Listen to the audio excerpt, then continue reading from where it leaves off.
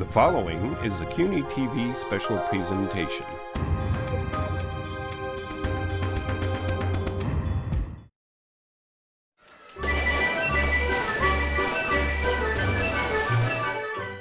Red is the most popular color in Chinese culture, representing happiness and good fortune. Lacquer carving is a unique art form developed throughout Chinese history. Summer 2017, the Metropolitan Museum of Art held an exhibition on Cinnabar, Chinese art of carved lacquer from the 14th to the 19th centuries.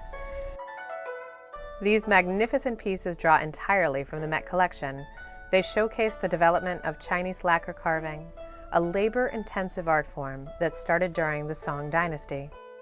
Lacquer is one of the earliest man-made material. It's almost like a natural plastic.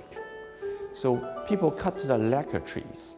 So there's a kind of like a juice from the tree came out and went naturally cooling down when it was applied on the surface of the vessel.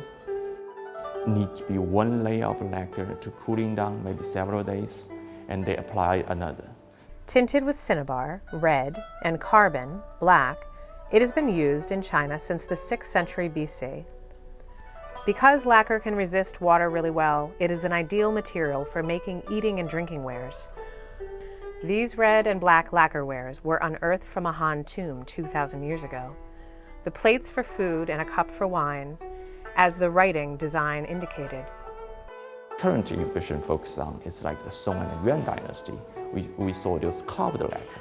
So this is multiple dozens of layers of lacquer applied on the surface. So they carve the lacquer itself, not just the body. The core of the carved lacquer piece is usually made of wood, and the multi-layers of lacquer are painted on top. After the lacquer was dry, the carving started. So the most common material, usually, like I would say 19% of the core is wood. But sometimes they will use the metal. For example, this piece, actually this is a copper alloy as core. But the same idea is they carve the lacquer, not carve the core. Sometimes we will see some later copies, actually just carve the core. So that's apply a very thin layer of lacquer. This saves a lot of labor. Here we will see around like 50, 60 pieces, those masterpieces in our lacquer collection. Since lacquer wares are sensitive to light, the museum rotates the art objects on display. Every time we show some piece, 6 to 10 months, and then we have time to rest for another 3 to 5 years. Carved lacquer started out with simple geometric shapes and later moved into complex forms like painting. This big box actually is one of the best or typical example of the carved lacquer as 13th, 14th century. Here we can see how the labor intensive it is. If you look closer, red, black, that actually means the layers of lacquer. When we look at those patterns, we call the guli. The shape is like a cloud. It's also like a magic fungus, the Louis.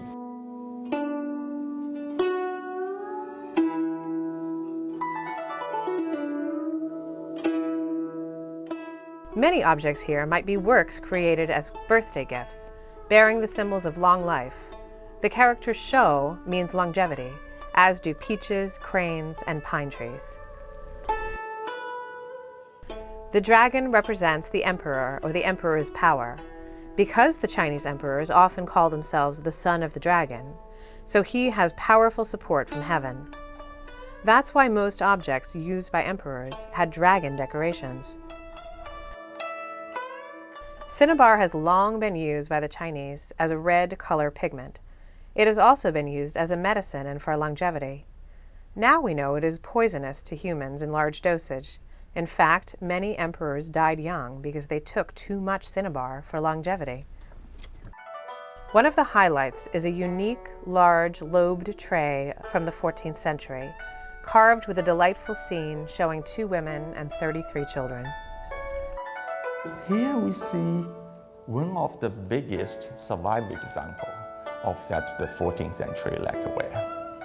This is ideal, like a model for Chinese family. They want to have many kids. to continue their family tradition.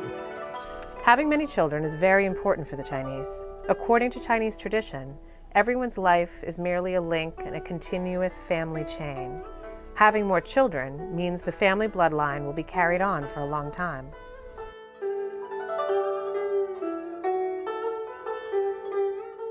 Chinese scholastic activities are a popular subject for lacquer carvings. This Ming imperial shop's masterpiece achieved painting-like details.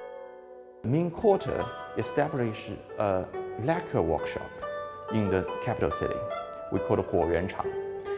They depicting a kind of ideal life of the Chinese literati. So here we see two senior scholars, officials, they're sitting together in a garden with a incense stand with incense burning. They are talking to each other. This is their ideal life after their government jobs. This brush pot was carved with a garden scene. An elder scholar is writing in calligraphy while others watched or helped prepare the ink. Playing music on a Chinese zither and playing chess are favorite activities for Chinese scholars. We go to the 18th century, we know during the Qin Dynasty, lots of the lacquer works was done in the imperial workshop in Beijing. Around the circle, you will see lots of a melon, like a peach, and the Buddha's finger kind of plant. They are all auspicious symbols, like the peach symbolizes the long life, and the melon always a symbol of you have many kids or sons, the generations. And of course, the Buddhist fingers is kind of have a kind of religious meaning. In traditional Chinese culture, elderly are well respected. People believe they owe their life to their parents and ancestors, and the oldest man in the house is the most knowledgeable and has the most authority. This screen is the largest piece in the exhibition. It is done by a famous 19th century artist named Wu Guishan. It is about the Chinese legend Guo Ziyi's birthday party. This is generally the story of the Guo Ziyi, a famous Tang chancellor. He is very successful. Guo was a famous Tang Dynasty general who lived 1,300 years ago. He served 3 emperors and was famous for his military talent as well as his court political skills. He not only survived but prospered under the unpredictable emperors. His descendants of 5 generations down also married into the royal family and were successful. So this screen made the perfect birthday gift for a general who lived in the 19th century, wishing him the same success as General Guo.